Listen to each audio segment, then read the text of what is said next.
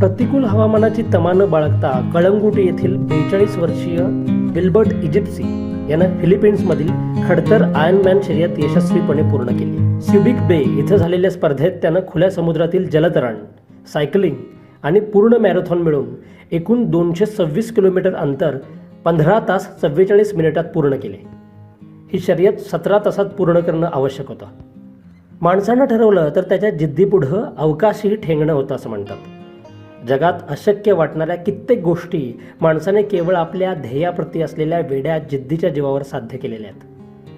आजची गोष्ट अशीच वेडी जिद्द बाळगणाऱ्या गोव्याच्या भूमिपुत्राची आहे.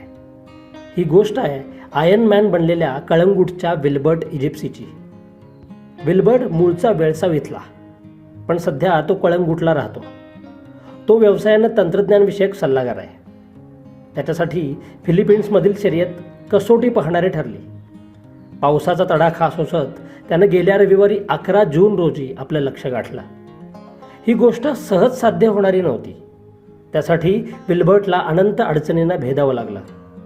फिलिपिन्समधील शर्यतीवेळच्या अडथळ्यांबद्दल बोलताना विल्बर्ट म्हणाला की पूर्ण शर्यतीच्या कालावधीत जोरदार पाऊस आणि समुद्रही खवळलेला होता आणि मलब्यामुळे जलतरण करणं सुद्धा कठीण गेलं.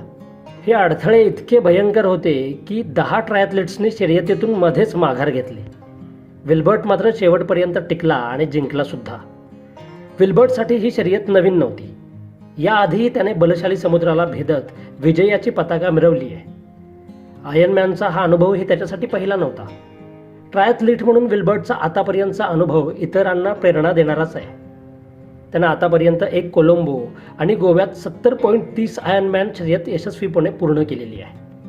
9 पूर्ण मॅरेथॉन, 2 अल्ट्रा मॅरेथॉनमध्ये त्यानं नेत्रदीपक यश मिळवलेलं आहे. शिवाय यापूर्वी त्यानं 200 किलोमीटर सायकलिंग, 5 किलोमीटर समुद्री जलतरण शर्यतीत बाजी मारलेली आहे.